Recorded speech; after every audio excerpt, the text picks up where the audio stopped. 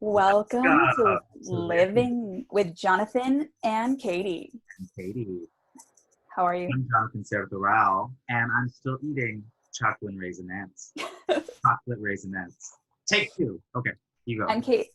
I'm Katy French, and I just started investing. Did you really? I did, but literally, so there's this app. I will say, I think this app is amazing, and I'm not sponsored. I hope I will be. It's called Ellevest, and I did learn about it on the Goop podcast. Sue me. And it's really because I don't know, and nobody knows anything about investing. That's the point of it. Like only It's called Ellevest?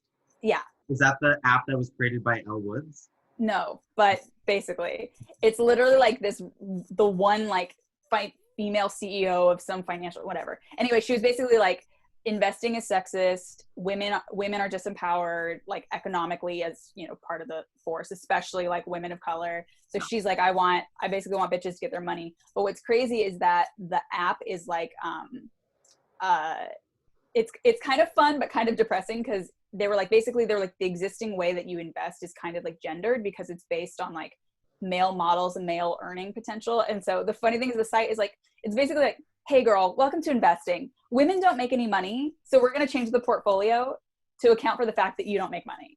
Like, it's very they're doing the right thing, but whatever. Anyway, but basically it was like, you could do $50. There's like some promo code and just see what happens. So it was like, day one, I was like up $10, and I was like, I mean, I'm fucking rich now, like come for me. And then next day it was like down $20, and I was like, okay, fine. So I'm going to see how is that Nothing. Oh, I'm just gonna like let it roll. But I was very exciting. But they are really cool because since like Black Lives Matter, they've been sending out such interesting emails about like how they're trying to like close the gap for Black people and for Black women. And so much so that they were like, literally, we're like looking at everything we do through the lens of like systemic racism. So much so that they broke down and they were like, because I don't know anything about how financial trading works, you know, and that's right. They try to create this. And basically they were like, here's how it works. Like we buy these things, like these basically bundles of whatever, or invest in them. And they were like, but we don't know what those actually are always funding. So she basically was like, as it stands right now, according to our research, like basically they were like, if you have $100 invested, 2 cents might be going to fund private prisons. So they were like, and the question being, do you like not do those anymore and not make money, or do you keep investing in those but put double the money into other things? It's really hard. So but they've been very clear about stuff, and like it's just been very interesting, and they're like working towards like ethical portfolios and stuff. But right. I don't know, I lost $50 is what I'm saying. Oh god, you lost $50 and you funded private prison. Yeah, so I'm a Karen, guys. I'm coming out as a Karen for Pride Month. No, but speaking of Pride Month, this month has been focused on different pride organizations' solidarity with the Black Lives Matter movement. Yeah. I don't know if we talked about this, but I went to the big we haven't talked since you went to the big march for it was the Pride solidarity march for Black Lives Matter, which we didn't get to see each other at because you were about to get a COVID test, so you had to be you can't be around thousands of people. But I do have to say it was huge. It was like 30,000 people, but it was definitely like a lot of mixed messages. I mean, I told you that like I felt like at the other protests that were just much more focused on Black Lives Matter, that was the message at hand. But because this was like a little sloppily done, and not at the fault of Black Lives Matter, and not at the fault of any of the Black groups or activists that were involved in putting it on, it was actually the fault of Christopher Street West, the organization that usually does LA Pride, because they originally came out saying, we're going to do a solidarity march for Black Lives Matter. And then when everyone was like, great, who are the Black queer people that you have involved? They were like, wait, repeat the question? What was that? And then they didn't answer. And then, of course, they had to step away because they were getting such backlash, as they should. And then they brought in queer Black voices to come and do the protest. But of course, they didn't have that much time. You know, I feel like if they had more time, they could have planned it a little bit better. But also, it was not even their fault. It was just like some people who were coming that was like, I mean, there was just one guy I remember listening, and he was talking about like great things, and then he like parlayed his speech about stopping police brutality against Black, Indigenous, and Latino people, right? To parlay that into speaking about Bitcoin. He was like, and now I want to talk to you guys about something that is super important. Bitcoin, it's the new thing, which maybe he's correct. Maybe what he's talking about is like, like dismantle capitalism or whatever, but it's like, no, it was too complicated of a subject for everyone there who wasn't even there for that That's so funny. to comprehend. So literally the crowd started to like move past him, and he started to lose the crowd because people wanted to hear about Black trans lives, and they wanted to hear about Black lives and police brutality and stuff like that. They weren't here for like Bitcoin stuff. So it was little things like that that was kind of like, I don't know. I feel like that was just a little off message. It was just a digression that we didn't have at the other marches, and I think it was because it was like pride and solidarity for Black lives, you know. Yeah. But I did think most of the people at the march did focus on Black trans lives, which is great. But yeah, I mean, this pride sucks, anyways, because of all the police brutality that has been going on. But it's just, I feel like ramped up even more. All the lynchings of Black people, the killings of Black people and people of color, the killings of Black trans people, us being in quarantine, the election, the economy. I mean, this is like probably the worst Pride Month ever. I mean, it's probably the worst every type of month, Black History Month. Yeah. Yeah, just the 2020 has been terrible. And all I'm saying is I miss dancing without my shirt on with a bunch of bears. But right now, we can't do that because guess what? A lot of those bears are racist. So, and because Bitcoin. Bitcoin, yeah. Well, yeah. I've just been disappointed as a gay man too. Like, there's so much racism in the gay community, especially against Black people and other people of color. But seeing this huge global movement of Black Lives Matter brings out the inner racism in people in other oppressed groups, and they like attack the movement because the movement's getting attention. And they do feel like, I've just seen so much stuff with gay men being like, I literally saw a post today that was like, hey, Blacks, you get 1 month, okay? Don't try to colonize our month. And it's like, excuse me. Oh my God. Stop accusing Black people of colonizing. Oh my God. They are some of the least colonial type that people. Is so embarrassing. Like, yeah. I mean, it's horrific, one, but also like, oh God, losers. What a loser. I mean, it's absolutely crazy, but it's stuff like that. Like, they feel that they are under attack. And bold, yeah. Coming from a white gay or a white passing gay or whatever, you know what I mean? It's usually those types of people. It's very, it's so disheartening. At first you could say like, it's shocking, it's crazy. Like, why would they do that? Don't they know? But it's like, it's human nature to like continue to, like, when you feel oppressed, to look for someone else to oppress. But it's so ridiculous. But all that said, there was huge good news this Pride in the Supreme Court ruling. Yes.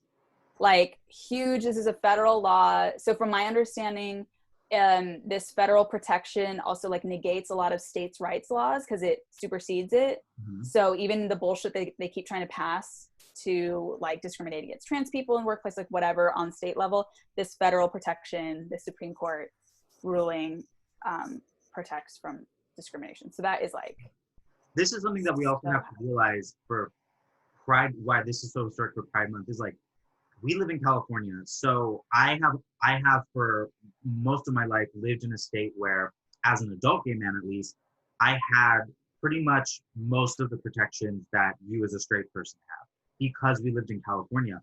But there was a minority of states, like 20 something, that were like that. And many of them didn't even have full protections. They were like, only gays and lesbians are protected, but trans people not at all, right? So for the other 29 or 30 something states, had no protections or very little protections for LGBTQ people. So it was totally legal to fire them for being queer. Texas, it was legal to do that. So that's the reality that the majority of the states and the queer people living in those states have been living in this whole time, you know?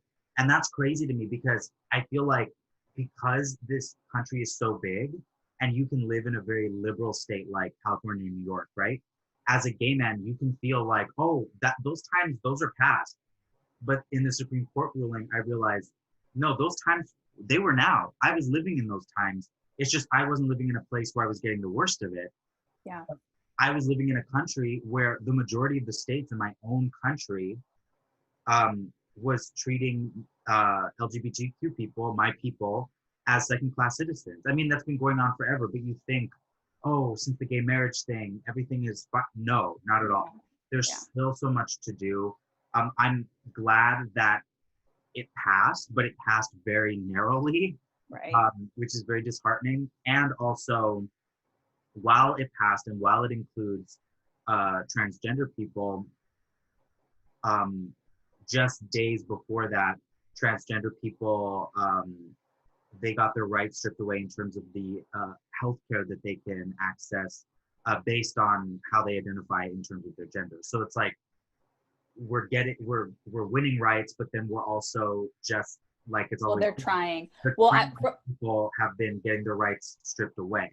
Yeah, they're actively trying to. What I did hear from my understanding though is that that Supreme Court ruling actually negates that piece of legislation. Does it really? Because the idea is like, is your sex based on like, you know, like medical, biological, or is it like what you identify as? And so this language says like what you identify as, so they can't like follow the bullshit one.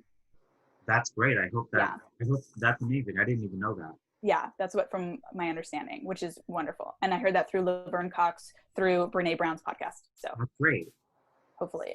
But yeah, it's really crazy. But it is, I will say, like, because it has been such an oppressive, like such a fucking dark time, hearing that passed was like, it felt like a quick breath of air in like the drowning, you know?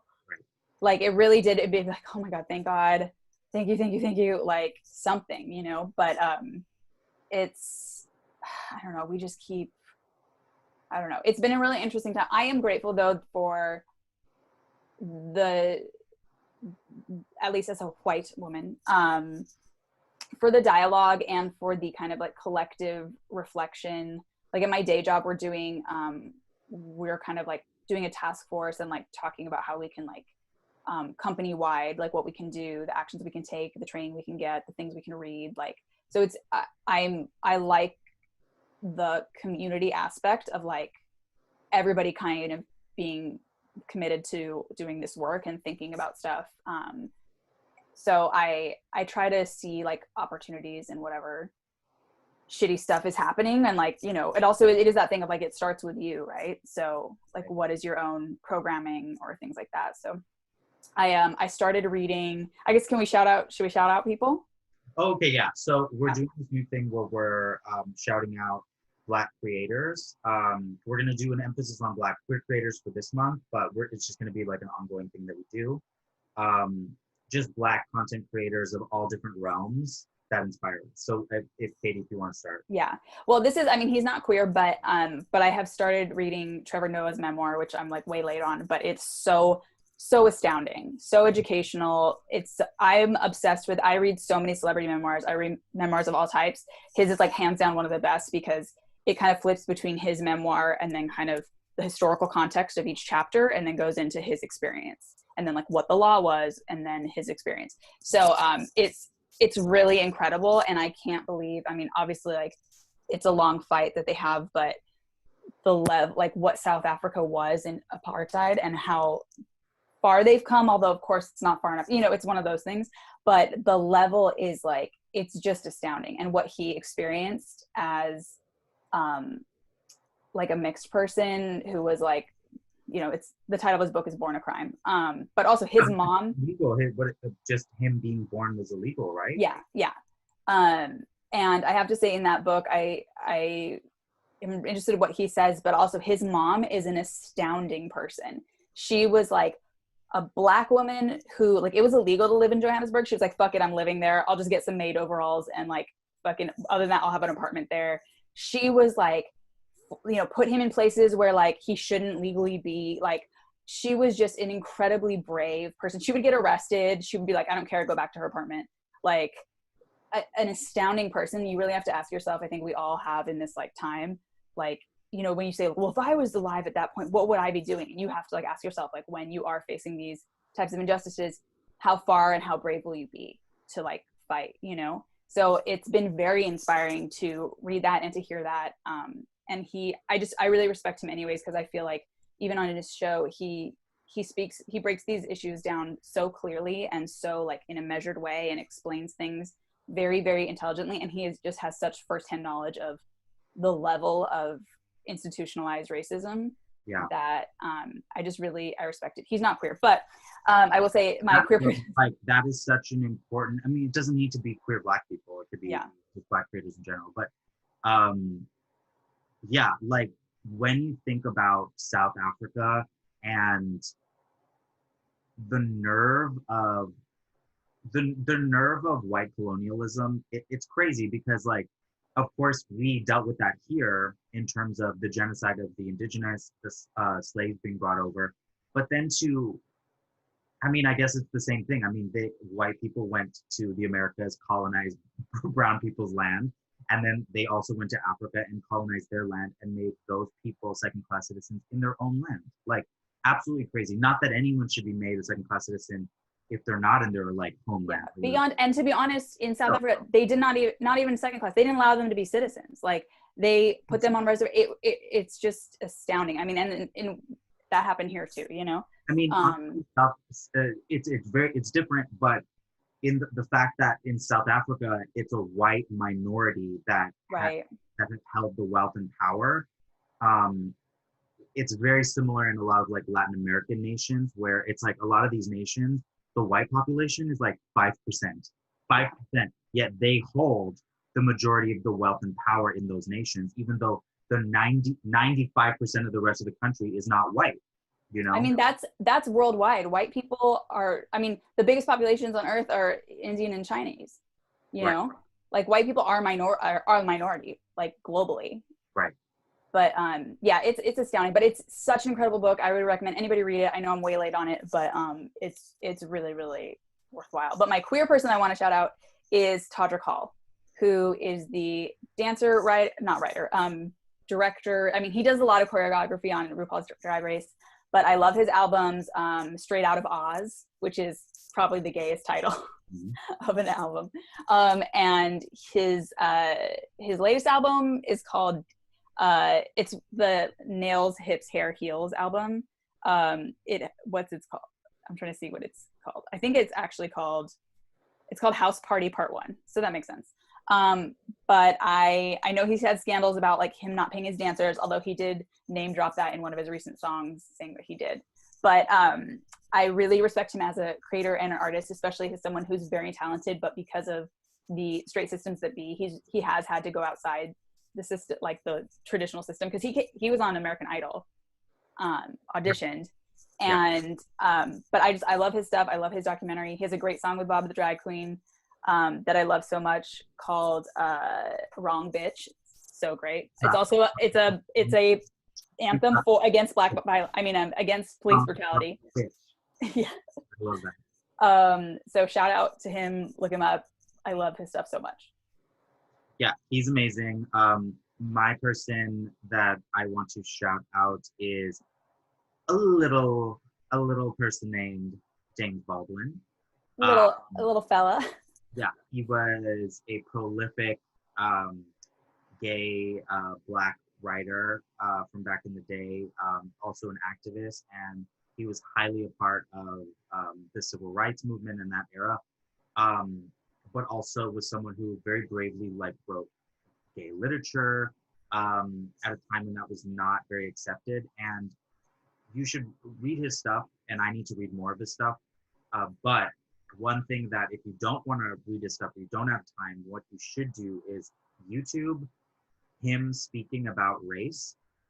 There's a plethora of videos about him speaking about race, and the stuff that he was saying in his time was so ahead of the white audiences that he's speaking to. It's sometimes a little sad because you're like, he is so far ahead literally the majority of the people that are in this like conference hall that he's speaking in, they don't even comprehend every single thing that he's saying. And it kind of harkens back to how Black people have been saying, like, we have been saying this, we've been like singing this, we've been writing about this, but no one's actually been like listening to what we were saying. You've heard it, but you haven't really listened. And the stuff that he's saying is all the same stuff that you're hearing now. A huge tenants part of the Black Lives Matter movement. It's just amazing to see someone, you know, in a video that's from 50 years ago, which isn't that long ago, this gay Black queer creative talking about that stuff in white spaces. I mean, I just can't stress enough how revolutionary that is. I mean, it truly is so revolutionary. He is like the three things that America absolutely hates. Yeah. I don't know, just his work. I'm sure people listening do not need to be told to look up James Baldwin, but you should. We'll link below, guys. Click on the link below. We'll link it. I didn't know as much about him as I should have growing up. So, and I think a lot of people in America are like that. You know, we don't get enough Black history and Black culture in our schools. We don't get enough like Latino stuff. We get almost no indigenous type of like in-depth culture and history. So I think there needs to be like, as adults, we do have to kind of re-educate ourselves. I mean, look, I said this on this podcast. I didn't know who Toni Morrison was until I was like 24, 25 or something, you know?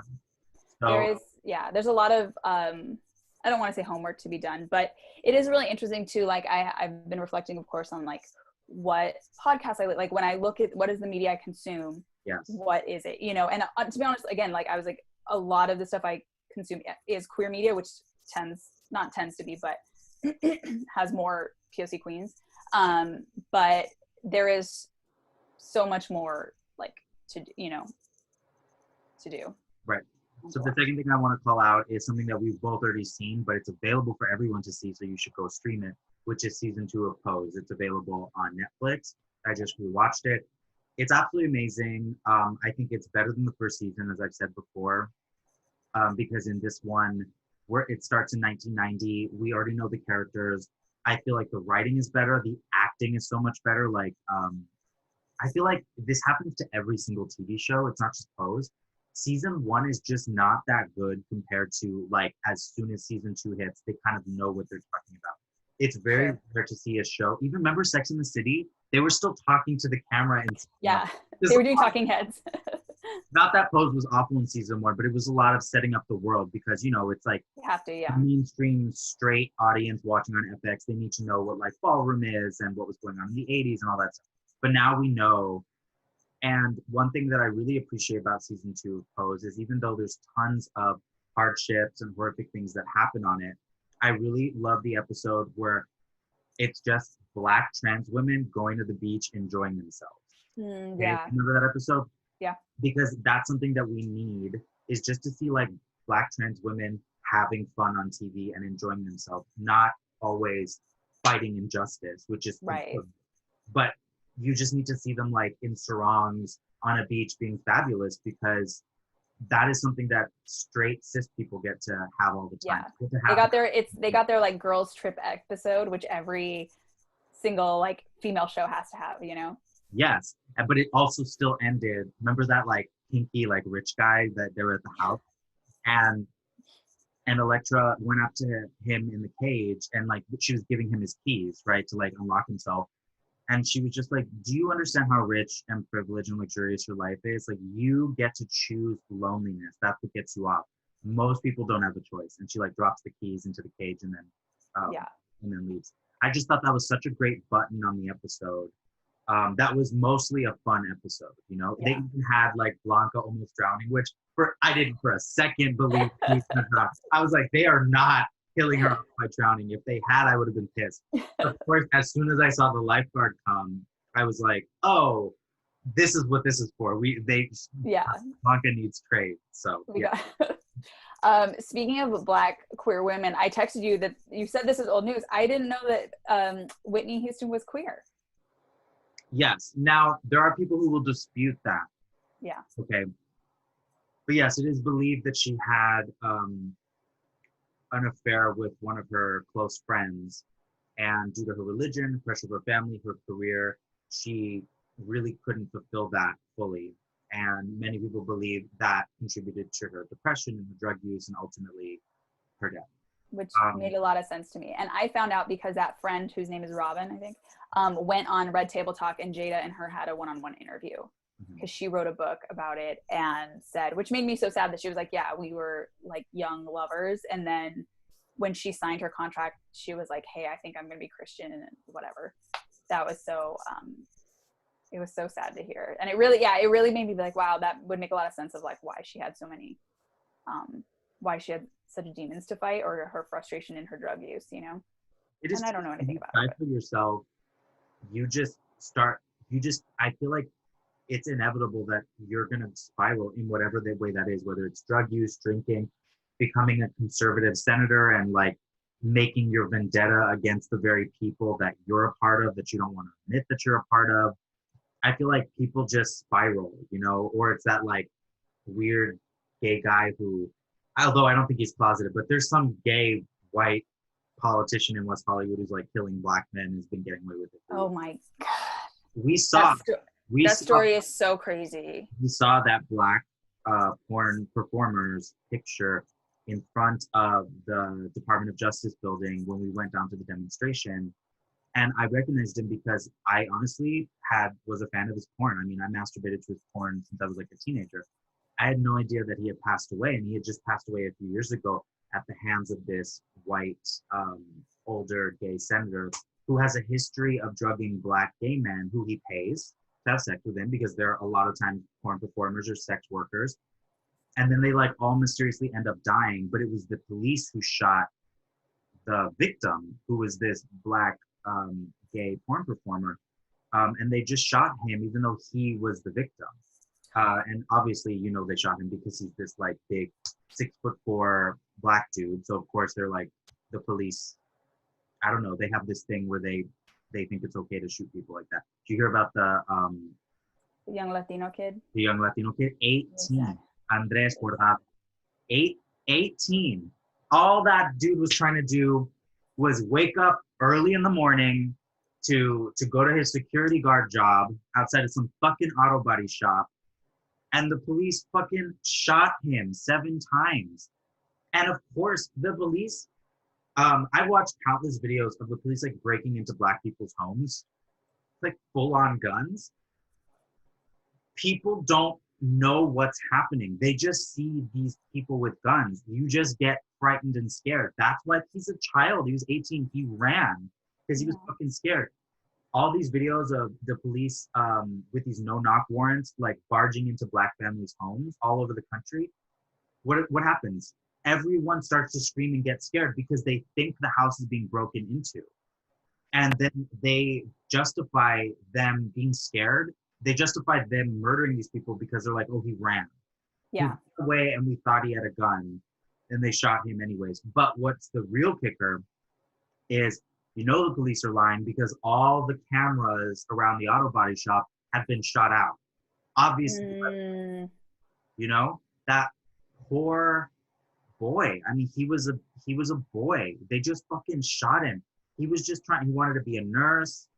He's just this Mexican kid from South LA. Where is he from? Gardena? I mean, you know, and that also just goes to show, like, Latinos, we are also highly victimized, brutalized, and murdered by the police. Not as much as Black people are, but we're up there. We have high incarceration rates too, along with Black people, which is why I don't understand when there are Latinos who don't stand with Black Lives Matter. It's like Black Lives Matter is not only fighting for Black lives and to end police brutality, but what they're fighting for directly benefits you as a Latino person. It directly benefits you. So not only should you be standing with Black people because they're human beings, you know, but also the movement benefits you, you know? And this is just a prime example. I mean, just so fucking sad. I know. There's literally nothing to say. It's like, I couldn't play it. yeah. There was a video of them talking to his parents, and his parents were these Mexican people speaking Spanish, and I couldn't play it because I was like, I cannot hear his parents. I just can't do it. I can't. It's so heartbreaking. I really can't. When I think about it, I mean, of course, the pain of the victims, but then I just literally think of the pain of all these mothers. It's just so oppressive.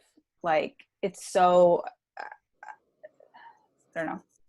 It's just so fucking tragic. Speaking though of Latino things, I do actually want to go back to Pose for a little bit. I do just want to say one thing. I really love how they're including Black Latinos in the show, because Black Latinos, they get shafted by like the Latino community, like the non-Black Latinos, who either don't consider them real Latinos or consider them less than or hyphenates or whatever. But then a lot of times they may not be involved as much in like mainstream Black American media because there's like a foreignness. So I really like that they have like two characters who, those actresses, India and MJ, are actual like Black Latinas, you know? Yeah. Is Blanca's character, she's Dominican? She's Dominican. Yeah. And I think India Moore's character is Puerto Rican, but I could be wrong because I think India herself is a Black Puerto Rican woman. But I know that they're both Black Latinas. So I just really appreciate that because I do think that they get kind of the worst of both worlds because they're like not accepted fully by like the Latino community, but then they also are victimized and brutalized and killed just like any other Black person in America, you know, and then may not get the representation in media that they, you know, so yeah, really appreciate that. And they're all the women on that show are beautiful, but India Moore is like one of the most beautiful women on the planet. Yeah, but I cannot stop looking at Elektra. Oh yeah, she's like goddess, regal, chiseled. Her cheekbones are like truly chiseled out of marble. But then of course we also need trans women who are like not gorgeous, because not every cis person is gorgeous, you know what I mean? Yeah. So we need that too. Because right now, even though I love Pose and everything, it is because we're just at the very beginning of like trans people getting mainstream representation. We're still in this like, yes, but we need them to be the most beautiful, glamorous. Yeah, it's Hollywood treatment. Yeah, Hollywood treatment. Yeah, it's true. Yeah, and that even needs to happen even with like gay men too, because more often than not, gay men are just portrayed as like he's like gorgeous, and it's like, no, there are like ugly gay men, and they matter too. Are you saying ugly lives matter? No, don't. Cut that out. Oh my God. Are there any other people you wanted to shout out? I just wanted to shout out the Get Out review episode of our dear friend and very funny comedian Crystal Adams' podcast, Black Card Rehab. It was a really good episode. It was such a good episode. So they basically just review Crystal and her white friend Paige, who's the co-host. They review Get Out, which we know came out like 3 years ago, but it's just their review is very special because they go very deep into it. And it's just such a fun episode. I think it really encapsulates what's really fun about the podcast in general. Even though they've had many great guests, I do like that Crystal and Paige have a great chemistry doing a no guest episode. Yeah. I really do like that. And I can also hear from Crystal more, which I really love. But there's so many good episodes on that. They did one about Central Avenue with Madison Shepherd, which was very enlightening and connects a lot to like the Zoot Suit riots and stuff, which people didn't know. And I didn't really know a lot about like Central Avenue. So it was, it's a good podcast to listen to. It's very good. I love, I believe Jill Christie did the episode on black hair, and that was very, very interesting. That one broke my heart. She said, it made me so sad. She said like she felt like she missed out on stuff as a child because her mom was obsessed with like keeping her hair like neat. So like she was like, I wasn't allowed to go swimming. I wasn't allowed to like do all these things because my mom was always telling me like, don't mess up your hair, don't mess up your hair. And that really was like really fucking heartbreaking. But that episode's very informative. There's a lot, So go check out Crystal's Black Card Rehab one. I'm trying to see other. Becoming on Netflix. You guys need to watch that. I'm sure most people have actually watched Becoming. I haven't watched it yet. I read the book, but I haven't. And also Michelle Obama's that's such a good memoir. Also one of the best memoirs. Well, you read the book. But yeah. But I want to see the tour. Oh, it's great because my favorite part about it is that she finally gets to show the full Michelle Obama.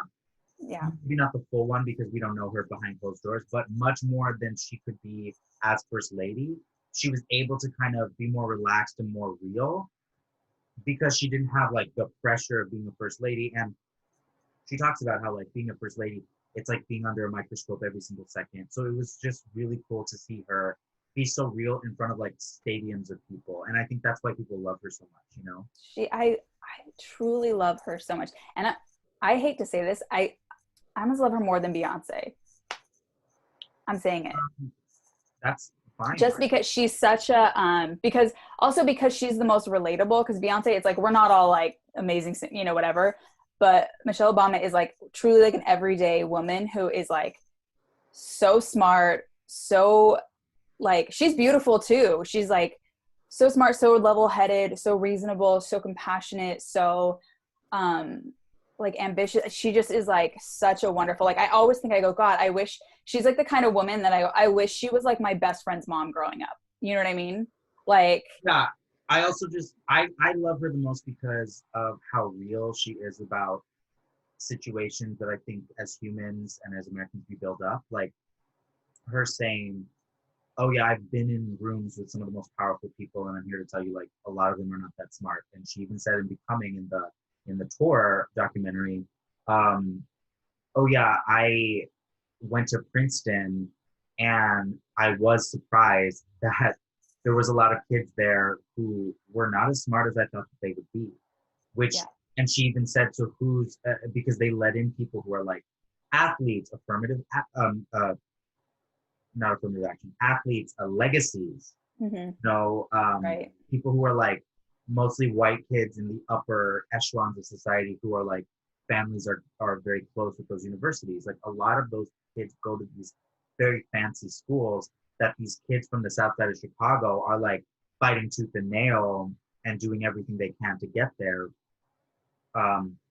And she even said, so who's really benefiting from affirmative action here? And I was like, that is such a great point about anyone who criticizes people of color for getting affirmative action in college. It's like, no.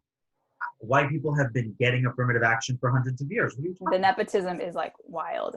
I also love her. I mean, first of all, I love that she was Barack's boss. He was her intern when they met. Oh yeah. Like, I love that so much. I love that she was so honest too about like, I did not want to be first lady. Like I didn't want, she said, I told him he could run because I was like, he'll lose. He's black. And then she was like, fuck, I can't believe he won. Like, she's so, that is so straightforward. So I fucking love her so much. And I can't wait to watch Becoming. It'll be great. I feel like we don't have that much joy in this episode, but because shit fucking sucks and it's crazy. It is true. But we also, we have another episode coming that is much more joyous, that's not as focused on these topics, but we have to talk about it because yeah, of course, we don't get to see each other that much, Katy. Like, you're my best friend and we live very close to each other, but we just can't see each other. So we do need to like decompress. No, of course. And I want to be like, I think everybody, especially who has a podcast, which is everybody, like doesn't know how to deal. But yeah, I don't know. I feel like I'm in a very like quiet and reflective time for the most part. And it's just wild. Like, I just don't know when we'll all see each other. Like, I mean, we can like at protests or whatever, but it's just like, when's the next time we're all going to be in a room together? I don't know. I feel like I'm in a weird mood now, but it's okay. But just know this. The next time we're in a room together, Katy, I'm going to be a big fucking hairy muscle bear bitch. I'm going to have like a huge tit bust and big. Are you becoming a bear? Is that your ultimate goal? Like a muscle bear. Like okay. I want muscle, but I want fat over the muscle. You want to be a thick bitch. Yes, because you want muscle so that you're healthy and strong and so that you could like punch a bitch. But then you also, Punch a cop. by bitch, I mean, um, and but then you want some fat over it so that you have some jiggle for the wiggle. You know what I mean? Like, And that's where your Raisinets come in. You're just eating yeah, a bowl of Raisinets right now, and I love it. yeah. Because the thing is I don't find it sexy when guys are just muscle because it doesn't really move and it doesn't look. I don't know. It just doesn't do anything for my nether regions. It just doesn't.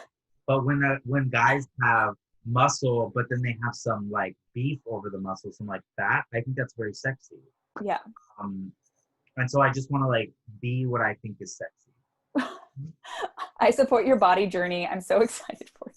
But see, this is healthier, right? Because in this body Yes. journey, unlike in my mid 20s, remember my Yes. mid 20s, I was like, I had 2 almonds today. I need to like, and it worked. I got so thin, right? You were truly like, I mean, you weren't anorexic, but you were so gauntly thin. You were like, So thin.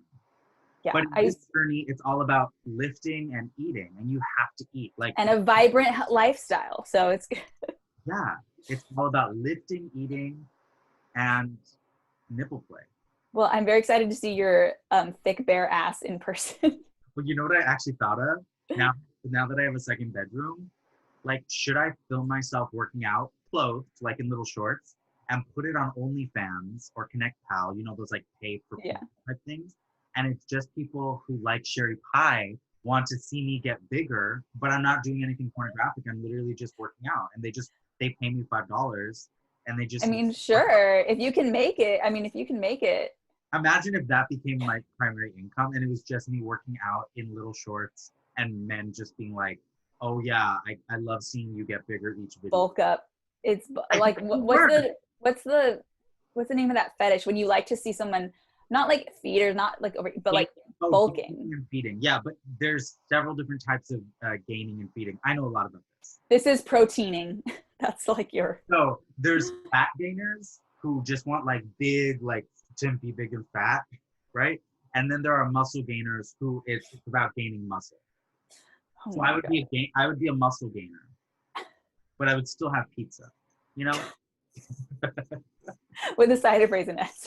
Hey, you wanted some levity in the episode. It's true. Right at the end.